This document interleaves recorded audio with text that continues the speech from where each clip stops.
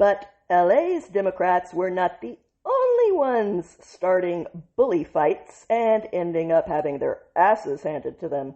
Seattle's thin blue line of law enforcement spent their week refusing to bow down to their city hall's woke thought police. In an attempt to muzzle the rank-and-file cops that actually serve that city and have to live with the results on the streets, Seattle's mayor, Katie Wilson, tried to strong-arm Seattle's Police Officers Guild into removing a social media post that they had made, which highlighted a blood-soaked triple shooting.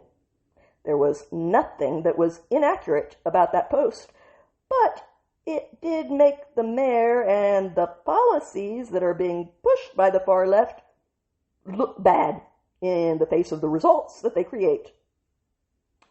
Despite the tyrannical bullying that is so consistent of wokies, the cops aren't backing down from their local anti-police regime. Instead, they're firing back with a clear message that they won't be intimidated into silence. You can only be canceled if you let them cancel you, people. Here's how this went down. Things erupted after a horrific ambush took place outside a Capitol Hill nightclub. That ambush left 3 people's blood pouring out onto the pavement. The police union blasted a video of the carnage with a direct and common sense demand. Mayor Katie, how many more examples do you need?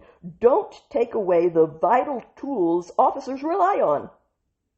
This was a reference to Wilson halting the expansion of that city's surveillance cameras, which feed the real-time footage to the crime center. This vital tech is desperately needed to hunt down killers in Seattle, especially while the police department suffocates under an unprecedented staffing crisis, due to bad policies turning that profession into a losing proposition. But instead of dealing with the violent thugs that are and have been terrorizing Seattle's liberal streets, Wilson's spreadsheet warriors focused on weaponizing City Hall to protect her fragile ego from being confronted with reality.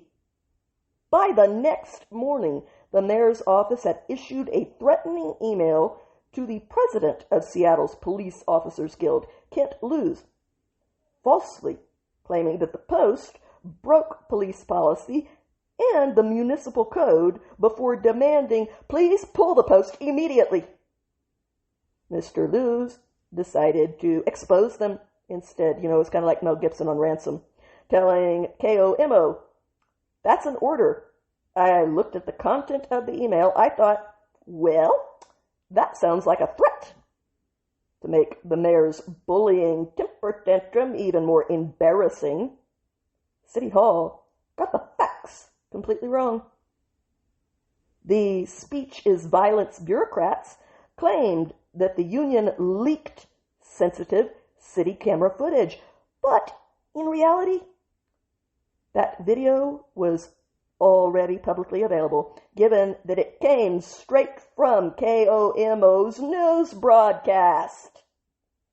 Mr. Lewis even sent the clueless censorship regime the link to prove it, saying, in no way do I feel like I'm being unprofessional by alerting the public to a publicly sourced video, pointing to the fact that these work.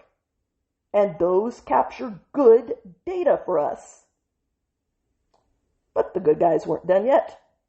The guild hit back at the mayor for her bullying by sending a cease and desist order, which legally freezes any attempts to discipline officers over the free speech controversy until a judge weighs in on it. Realizing that they had brought their COVID masks to a gunfight, Mayor Wilson's team then pulled a U-ey by retracting their censorship demand and claiming that they look forward to working with the police union. Well, They may have started this fight, but the cops intend to end it. Mr. Lewes says that the Guild will continue to blast Wilson's soft-on-crime lunacy and make the results as public as possible, saying, "We're not changing our tone, our rhetoric. We're not going to be threatened or intimidated." Good for you, sir.